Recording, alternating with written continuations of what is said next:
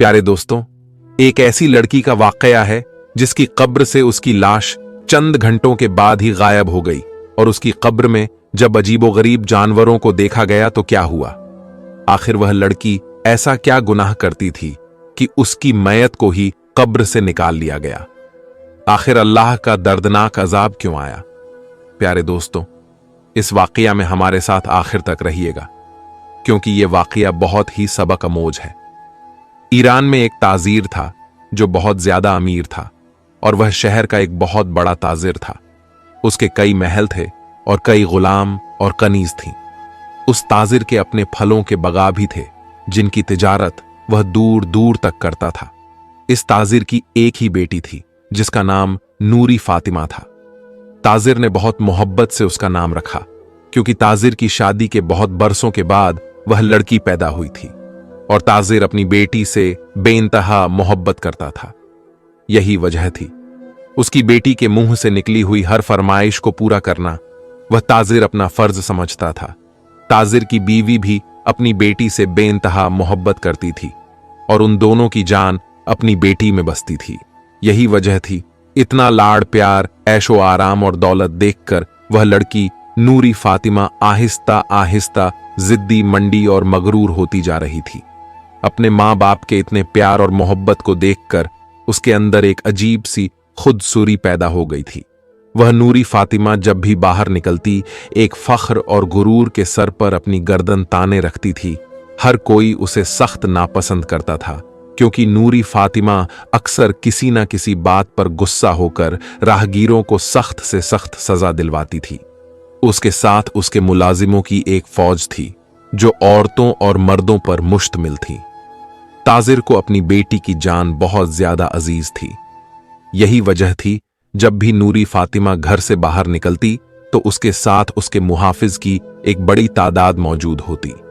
एक दिन इसी तरह नूरी फातिमा बाजार में जा रही थी, क्योंकि वह अक्सर बाजार के दौरे पर निकल जाती और अपनी सहेलियों के साथ सारा बाजार घूमती। आज भी वह अपने मुलाजिमों के साथ बाजार चली गई थी। अचानक उसे अपने सामने एक बूढ़ा शख्स दिखाई दिया। वह बूढ़ा शख्स नूरी फातिमा की तरफ ही देख रहा था। नूरी फातिमा को उसका अंदाज बहुत बुरा लगा था, क्योंकि वह बहुत ज्यादा हसीन थी और अपने हुस्न पर उसे नाज था। नूरी फातिमा ने अपने मुहाफिज से कहकर उस बूढ़े शख्स को करीब बुलवाया और कहने लगी, आखिर तुम्हारी जरूरत कैसे हुई? मुझे यूं देखने की क्या? तुम्हें मालूम नहीं मैं कौन हूं? नूरी फातिमा के इस तरह कहने पर वह बूढ़ा कहने लगा, मुझे तो दिखाई भी नहीं देता, तो मैं तुम्हें कैसे देख सकता हूं बेटी? तुम्हें यकीनन कोई गलत फहमी हुई है। जैसे ही बूढ़े के मुंह से बेटी का लफ्ज सुनकर नूरी फातिमा के तन बदन में आग लग गई, और वह गुस्से से कहने लगी, तो क्या तुम यह कहना चाहते हो कि मैं झूठ बोल रही हूं? नूरी फातिमा के गुस्से से बोलने पर उसके मुहाफिज एकदम आगे बढ़ाए, और तभी नूरी फातिमा ने अपने मुहाफिज से कहा, इस बूढ़े को ऐसा सबक सिखाओ, उसे अच्छी तरह यह बात याद हो जाए कि इसने मेरी तरफ नजर उठाकर नहीं देखना और ना ही मेरे सामने आना है। इतना कहकर नूरी फातिमा बड़े रोब और दबदबे के साथ आगे बढ़ गई, जबकि मुहाफिज ने उस बूढ़े शख्स को काफी मारा पीटा। इतने में उस बूढ़े शख्स का बेटा वहां पर आ गया। उसने जब अपने बाप की यह हालत देखी तो मुहाफिज के साथ उलझ पड़ा और कहने लगा, आखिर तुम मेरे बाप को क्यों मार रहे हो? क्या तुम्हें अंदाजा नहीं? वह गरीब है, लाचार है और उसे दिखाई भी नहीं देता। उस बूढ़े शख्स के बेटे उस्मान ने जब यह कहा तो मुहाफिज कहने लगे, हम तो हुक्म के गुलाम हैं। हमें तो नूरी फातिमा ने यह हुक्म दिया था और हम इसकी बात नहीं टाल सकते। मुहाफिज के मुंह से यह सुनकर उस्मान ने पूछा, यह नूरी फातिमा कौन है? क्या यह वही लड़की तो नहीं जो बहुत मगरूर और घमंडी है, और जिसे अपने हुस्न पर बहुत नाज है, और जिसने शहर के हर दूसरे शख्स का जीना हराम कर रखा है? उस्मान के इस तरह कहने पर मुहाफिज ने कहा, हां, यह वही है। हम खुद इसके जुल्मों सितम से बहुत तंग है, क्योंकि वह नाजायज ही किसी को भी डांट देती है, मार देती है और नौकरी से निकलवा देती है। उसका बाप उससे बहुत मोहब्बत करता है, इसी वजह से उसकी कोई बात नहीं टालता। इसी बात ने नूरी फातिमा के अंदर एक घमंड और मगरूर पैदा कर दी है। मुहाफिज ने यह कहा और उस बूढ़े शख्स से मजर्रत करता हुआ वहां से चला गया, जबकि उस्मान कितनी ही देर सोचते हुए निगाहों से उस तरफ देख रहा था जिस तरफ नूरी फातिमा गई थी, और मुहाफिज भी उसके पीछे पीछे उधर गया था। नूरी फातिमा की इस हरकत के बाद उस्मान ने सोच लिया कि अब वह जरूर उस नूरी को सबक सिखाएगा और उसे उसके घमंड की सजा जरूर देगा, क्योंकि बुरी फातिमा ने जो सलूक उसके बाप के साथ किया था उसने उस्मान का दिल छिलनी कर दिया था। उस्मान ने अपने बाप को वहां से उठाया और घर लाकर उसके जख्मों पर मरहम लगाने लगा। उस्मान का बाप गरीब था और बूढ़ा था, अपने जख्म बर्दाश्त नहीं कर पा रहा था, जबकि उस्मान मुसलसल उसकी खिदमत में मसरूफ रहा। 4-5 दिनों में उस बूढ़े शख्स की हालत पहले से संभल चुकी थी और अब वह बेहतर था। तभी उस्मान घर से निकला। उसने सोच रखा था आज उस नूरी के साथ क्या करना है। तभी उस्मान अपने घर से निकलकर सीधा उस नूरी फातिमा के महल नमा घर में आ गया। उस वक्त शाम का अंधेरा फैलना शुरू हो चुका था और महल में कहीं कहीं मसले रोशन हो चुकी थी। उस्मान इधर उधर देखता हुआ सीधा नूरी के कमरे की तरफ बढ़ गया। उस कमरे के अंदर जरूरत की हर चीज रखी थी और ऐसी शान और शौकत और कीमती नायाब चीजें वहां मौजूद थीं जिन्हें देखकर उस्मान हैरान रह गया। उस वक्त नूरी अपने बिस्तर पर लेटी थी। उस्मान पर्दे के पीछे छुपकर उसे देखने लगा। नूरी ने खूबसूरत सा लिबास पहन रखा था और वह बेहद खूबसूरत लग रही थी।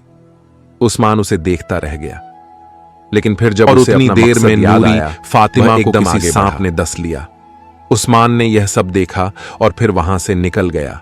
नूरी फातिमा के घर से आने के बाद उस्मान यूं ही बेमकसद सड़कों पर फिरता रहा और फिर रात को अपने घर वापस आ गया, जहां पर उसका बूढ़ा बाप इंतजार कर था और फिक्रमंदी से उससे पूछने लगा, तुम कहां चले गए थे? तुम्हें पता भी है मैं तुम्हारी तरफ से फिक्रमंद रहता हूं। अपने बूढ़े बाप की यह बात सुनकर उस्मान शर्मिंदा हो गया और कहने लगा, बाबा जान, बस यूं ही शहर घूम रहा था, माजरा करता हूं, आइंदा ख्याल रखूंगा। उस्मान के अदब से कहने पर उसके बाप ने सर हिला दिया तो उस्मान अपने कमरे में चला गया। अगले दिन पूरा शहर एक नई कयामत लेकर तलू हुआ था।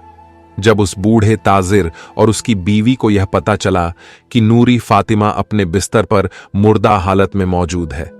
नूरी फातिमा की खास मुलाजिम ने आकर यह खबर जब उस ताजिर को दी और वह ताजिर तो पीटने लगा और अपना सर जोर जोर से दीवार पर मारने लगा। अपनी बेटी की मौत की खबर सुनकर उससे यह गम बर्दाश्त ना हो सका, जबकि उसकी बीवी की हालत भी कुछ ऐसी ही थी। वो दोनों मियां बीवी रोने लगे और दीवानावार अपनी बेटी के कमरे की तरफ भागे, जहां पर बिस्तर पर नूरी फातिमा मुर्दा हालत में मौजूद थी। उसके जिस्म का सारा खून नीला पड़ चुका था और इस वक्त नूरी फातिमा बेहिसाब हरकत बिस्तर पर पड़ी थी। ताजिर ने फिर भी इस पर तसल्ली नहीं की। शहर के बड़े बड़े हकीमों तबीब को बुलवाकर नूरी फातिमा का मुआयना करवाया, लेकिन नूरी इस दुनिया से रुखसत हो चुकी थी और यह सच्चाई ताजिर और उसकी बीवी बर्दाश्त नहीं कर पा रहे थे। ताजिर के घर पर एक सन्नाटा फैल चुका था और मौत के बाद जो खामोशी होती है उसे सारे घर ने अपनी लपेट में ले रखा था। ताजिर और उसकी बीवी रो रो कर गम से निडल थे। ताजिर ने अपनी बेटी को अगले ही दिन शहर की सबसे महंगी और बड़ी कब्रिस्तान में दफन कर दिया। अपनी बेटी को इस तरह दफनाने का अमल ताजिर के लिए बहुत ज्यादा तकलीफ दे था, लेकिन वह क्या करता। अल्लाह की मर्जी के आगे वह खामोश हो गया, लेकिन फिर भी उसके दिल को ना तो सब्र था और ना ही करार। नूरी फातिमा को दफनाने के बाद ताजिर काफी देर उसकी कब्र के सिराने बैठा रहा और फिर रोते रोते इसी तरह घर आकर अपने कमरे में बंद हो गया। नूरी फातिमा उसका कुल शर्माया थी और अब वह मनो मट्टी तले जाकर सो चुकी थी। वह रात ताजिर के ऊपर बहुत भारी थी, लेकिन कोई भी नहीं जानता था उस रात की सुबह कैसे कैसे रंग लेकर आई और कैसे एक नई कयामत उस ताजिर की मुंतजिर होगी। अगली सुबह जब ताजिर अपने कमरे में ही मौजूद था, सारी रात जागते रहने की वजह से उसका सर शदीद दर्द कर रहा था और दिल गम से निडाल था। तभी उसका एक मुहाफिज उसके पास आया और कहने लगा, ऐ शेख, आप जानते हैं कि मैं सुबह जब नूरी फातिमा बीबी की कब्र के ऊपर जब फूल चढ़ाने गया तो एक अजीब मंजर मुझे दिखाई दिया। मुहाफिज के लहजे में खौफ महसूस करके ताजिर कहने लगा, क्या हुआ, कैसा मंजर, जल्दी बताओ वरना मेरा दिल फट जाएगा।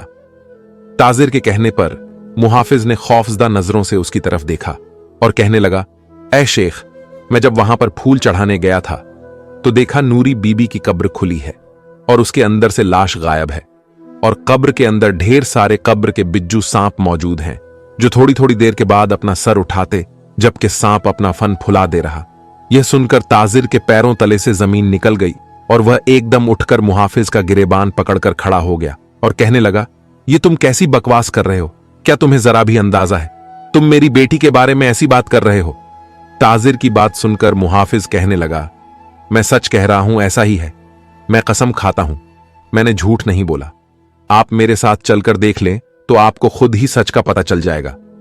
मुहाफिज के इस तरह कहने पर ताजिर उसी वक्त भागम भाग अपने घर से निकला और सीधा कब्रिस्तान की तरफ चला गया और वहां पहुंचकर देखी वाकई नूरी की कब्र खुली थी और उसके अंदर उसकी लाश मौजूद नहीं थी बल्कि कब्र के बिज्जू सांप थे।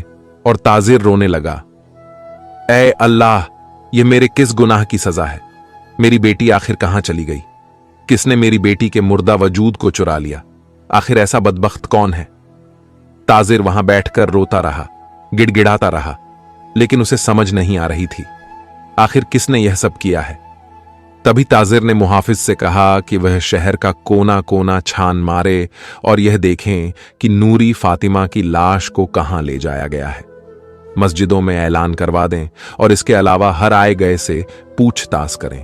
ताजिर के हुक्म के मुताबिक मुहाफिज ने शहर में हर शख्स से पूछ पूछ कर मस्जिद में मामला बताई गई और इर्द गिर्द मौजूद हर शख्स से नूरी फातिमा के बारे में दरियाफ्त किया गया, लेकिन किसी को भी इस बारे में कुछ पता नहीं था। ना ही तो किसी ने नूरी की लाश को देखा और ना ही किसी ने उसे ले जाते हुए देखा। इस बात से ताजिर बहुत हैरान और परेशान था। अगर कोई यहां से नूरी की लाश को लेकर गया है तो फिर आखिर किसी की तो नजरों में आया होगा, किसी ने तो उसे देखा होगा, लेकिन वह शख्स कौन था और कहां लेकर गया, इस बारे में किसी को कुछ मालूम नहीं था। वह ताजिर बेहद परेशान था और उसे समझ नहीं आ रही थी कि वह नूरी फातिमा को कहां से ढूंढे, क्योंकि उसके बारे में कुछ पता नहीं चल रहा था और उसी वजह से ताजिर बेहद परेशान था। ताजिर ने एक भारी रकम का ऐलान भी करवा दिया था क्योंकि वह चाहता था जल्द से जल्द उसकी बेटी की लाश का पता चल जाए। दूसरी तरफ नूरी की लाश को उस्मान ले जा रहा था और जब उसने देखा जगह जगह पर नाकाबंदी कर दी गई है और उस ताजिर के कहने के मुताबिक हर राहगीर से पूछ ताश की जा रही है तो उस्मान थोड़ा सा परेशान हुआ।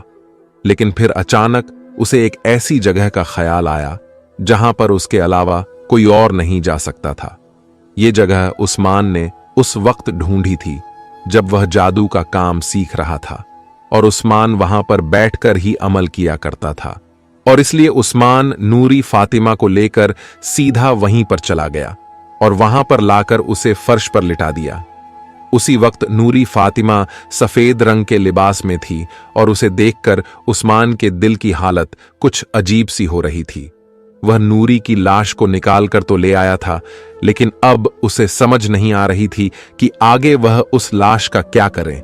जिस रात उस्मान नूरी फातिमा के कमरे में दाखिल हुआ था तो वहां जाने के बाद उसने जब नूरी फातिमा को इस तरह अपने बिस्तर पर लेटे देखा तो उसने एक जादुई अमल के जरिए नूरी के जिस्म के अंदर सांप का जहर भर दिया था, जिस जहर के असर से बुरी का इंतकाल हो गया। हालांकि यह सिर्फ एक जादुई अमल था और इसके बारे में उस्मान के अलावा और कोई भी नहीं जानता था। उस्मान अपना काम करके वहां से निकल आया। वह नूरी फातिमा को सबक सिखाना चाहता था और उसके लिए इससे बेहतर और कोई रास्ता नहीं था। तभी जब नूरी को दफना दिया गया तो रात के वक्त उस्मान उसे लेकर शहर से बाहर आ गया। उस्मान बस उसे उसके घमंड की सजा देना चाहता था, यही वजह थी। नूरी को यहां लाने की बाद में उसने कुछ देर के बाद उसके जिस्म का जहर खत्म कर दिया। यह सारा अमल जादुई तरीके से किया गया था, जिसके कुछ देर के बाद नूरी फातिमा को होश आना शुरू हो गया और वह अपने दुखते हुए सर को थामे हुए कहने लगी, मैं कहां हूं, किधर हूं, ये जगह कौन सी है। और तभी नूरी फातिमा की नजर उस्मान पर पड़ी तो वह कहने लगी, तुम कौन हो नूरी। फातिमा के अंदाज में अजीब सा घमंड था। उसे सिर्फ इस बात की फिक्र थी वह इस वक्त कहां पर है, लेकिन उसके साथ जो कुछ भी हो गुजरा था उसे कुछ याद नहीं था। तभी उस्मान कहने लगा, तुम मेरी हिरासत में हो और अब जब तक मैं चाहूंगा तुम यहीं पर रहोगी। नूरी फातिमा ने यह सुनकर गुस्से से उस्मान को घूरा और कहने लगी, क्या तुम जानते नहीं हो कि मैं कौन हूं, मेरा बाप कौन है। नूरी फातिमा के अंदाज पर उस्मान कहने लगा, मैं अच्छी तरह जानता हूं तुम कौन हो और तुम्हारा बाप कौन है, लेकिन तुम नहीं जानते मैं तुम्हारे साथ क्या कुछ कर चुका हूं और तुम्हारे बाप के लिए अब तुम मुर्दा हो चुकी हो, एक लाश, और जिसकी लाश को ढूंढने के लिए वह सारे शहर में पागल होता फिर रहा है। उस्मान की यह बात सुनकर नूरी फातिमा के पैरों तले से जमीन खिसक गई और तभी वह कहने लगी, तुम यह क्या कह रहे हो, आखिर ऐसा कैसे मुमकिन है, मैं तो जिंदा हूं, तो फिर मेरा बाप मुझे मुर्दा कैसे तसव्वर कर सकता है। नूरी की बात सुनकर उमर उस्मान हंस दिया और कहने लगा, तुम्हारा तो 2 दिन पहले इंतकाल हो गया था, मैंने तुम्हें मार दिया था और फिर तुम्हारी लाश को तुम्हारी कब्र से निकालकर यहां पर ले आया हूं और यह सब कुछ एक जादुई अमल के जरिए मुमकिन हो सका। तुम नहीं जानती कि मैंने तुम्हें कैसे जादुई जहर के असर से मार दिया और फिर तुम्हारी लाश को यहां से निकाल कर ले आया और अब तुम्हें दोबारा से जिंदा कर दिया। उस्मान की यह बात सुनकर नूरी हैरत से उसकी तरफ देखती रही और कहने लगी, तुम ऐसा नहीं कर सकते, मैं कैसे मर सकती हूं, मैं तो अभी जवान हूं और वैसे भी जिंदा रहना चाहती हूं। तुम्हारे साथ यकीनन कोई मसला है, तुम झूठ बोल रहे हो। नूरी ने उस्मान की बात पर इनकार कर दिया और बिल्कुल भी उसकी बात का यकीन नहीं किया। वह सच कह रहा था और यह बात नूरी फातिमा नहीं जानती थी। तभी वह उस्मान से कहने लगी, तुम्हें मेरे साथ यह सब कुछ करने का हक किसने दिया, आखिर तुम होते कौन हो, मुझे इस तरह मारकर जिंदा करने वाले और फिर अपनी कैद में रखने वाले। छोड़ो मुझे और जल्दी करो, मुझे मेरे घर वापस छोड़कर आओ, मेरे माँ बाप परेशान हो रहे होंगे। नूरी फातिमा ने गुस्से से अकड़ते हुए लहजे में उस्मान से कहा तो उमर कहने लगा, तुम्हारा यह घमंड और गुरूर खत्म करने के लिए मैंने तुम्हारे साथ यह सब किया और अब तुम देखना, जब तक तुम्हारा यह घमंड खत्म नहीं होगा तुम यहां से कहीं नहीं जा सकती। यह कहकर उस्मान वहां से निकल आया, जबकि नूरी फातिमा वहां पर कैद थी। भागने का कोई रास्ता नहीं मिल रहा था। उसने बहुत कोशिश की, लेकिन वहां पर ना तो कोई खिड़की थी और ना ही कोई रोशनदान। जो दरवाजा था वहीं से उस्मान जा चुका था और दरवाजा खुलने का नाम ही नहीं ले रहा था। नूरी फातिमा ने इर्द गिर्द बचाव की आवाजें भी लगाईं और चीखी चिल्लाई, लेकिन कहीं से भी उसके लिए कोई मदद नहीं आई। न जाने यह जगह कहां पर थी, कैसी थी और कोई यहां पर आता भी था या नहीं। नरी को इस बारे में कोई इल्म नहीं था। यहां पर बैठकर वह अपने मां बाप को याद कर करके रोती रही और अपने महल के ऐशो आराम के बारे में सोचती तो उसे अंदाजा होता वह कितना कुछ खो चुकी है। वह उस्मान की मुंतजिर थी, कब उस्मान आता और उसे इस कैद से रिहाई दिलाता है। लेकिन उस्मान का अभी ऐसा कोई इरादा नहीं था। सारे शहर में नूरी फातिमा को ढूंढने के लिए ताजिर के आदमी फैल चुके थे। ताजिर ने एक बहुत बड़ी इनामी रकम का ऐलान किया हुआ था, लेकिन अभी तक नूरी फातिमा के बारे में किसी को कुछ पता नहीं चल रहा था। तभी एक दिन उस्मान नूरी फातिमा के पास आया और कहने लगा, तुम्हारा बाप तुम्हें बुरी तरह से ढूंढ रहा है, लेकिन मैं तुम्हें तब तक यहां से रिहाई नहीं दे सकता जब तक तुम मेरे बाप से माफी नहीं मांगेगी। उस्मान की यह बात सुनकर नूरी फातिमा बेइख्तियार उसकी तरफ देखने लगी और कहने लगी, तुम्हारे बाप से मैं क्यों माफी मांगू, आखिर मैंने किया क्या है। नूरी तंग आकर बोली। वह कहने लगा, यही तो तुम्हारा घमंड है और गुरूर था जो मेरे बाप को एक अजियत में मुब्तला कर गया। वह कितने ही दिन अपने जख्मों को सेकता रहा। तुमने मेरे बाप को नाजायज सजा दी और उसे अपने मुहाफिज से पिटवा दिया। तुम्हें मेरे बाप से माफी मांगनी होगी, वरना तुम सारी जिंदगी यहां पर बैठी रहोगी।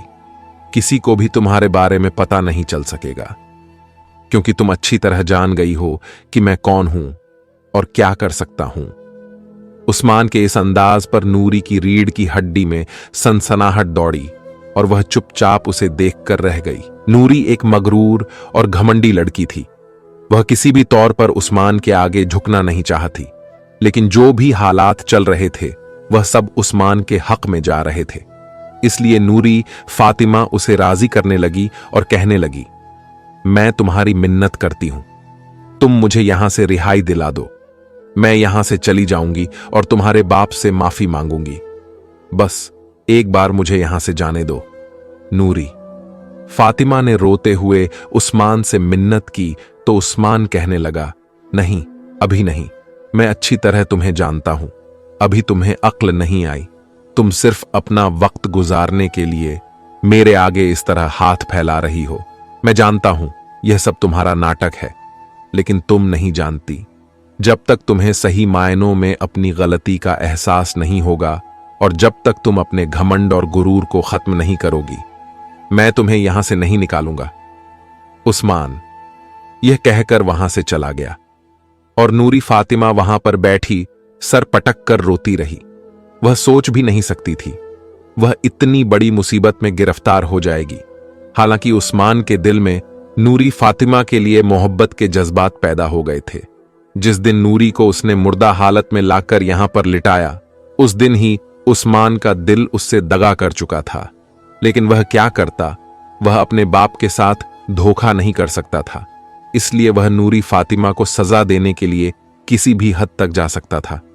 तभी कुछ दिन और गुजरे तो जब नूरी फातिमा के पास आया, नूरी फातिमा बुरी तरह से उदास थी और उसकी तबीयत भी कुछ ठीक नहीं थी। उसकी आंखों के गिर्द गहरे हल्के थे और रंग जर्द पड़ चुका था। उसकी यह हालत देखकर उमर थोड़ा सा शर्मिंदा हो गया। नूरी फातिमा कहने लगी, मैं जान गई हूं, मैं बहुत गलत थी। मैं लोगों के मामले में इंसाफ से काम नहीं लेती थी, बल्कि उनके साथ गलत रवैया रखती थी। तुम मुझे माफ कर दो और अपने बाप से भी मुझे माफी दिलवा दो। मैं अब ऐसा कुछ नहीं करूंगी। तुम बेशक मुझे इस कैद में रखो या वापस मेरे घर पर पहुंचा दो, मुझे अब इस बात से कोई फर्क नहीं पड़ता, लेकिन बस एक बार मेरे बाप को यह बता दो, मैं जिंदा हूं और सही सलामत हूं, क्योंकि मैं जानती हूं मेरा बाप मेरे गम में पागल हो जाएगा। नूरी फातिमा ने मिन्नत भरे अंदाज में उस्मान से कहा तो उस्मान बेइख्तियार उसकी तरफ देखने लगा, क्योंकि इस वक्त नूरी की आंखों में उसे सच्चाई दिखाई दे रही थी और उस्मान जान गया था नूरी फातिमा को अपने की सजा भी मिल चुकी है और वह अपने किए पर शर्मिंदा है। तभी उस्मान उसे कहने लगा, ठीक है, तुम अपनी तैयारी करो, मैं तुम्हें तुम्हारे घर छोड़ आता हूं। उस्मान के यह कहने की देर थी। नूरी फातिमा हैरत से उसकी तरफ देखने लगी, जबकि उस्मान बाहर खड़ा होकर उसका इंतजार करने लगा। नूरी फातिमा ने न जाने कितने हफ्तों के बाद आसमान का चेहरा देखा था, खुली फिजा को महसूस किया था। तभी वह रोने लगी और शुक्र अदा करने लगी। वह जिंदा है और इन चीजों को महसूस कर सकती है। उस्मान सारे रास्ते खामोशी के साथ उसे अपने घोड़े पर लादकर अपने साथ लेकर घर की तरफ चल पड़ा।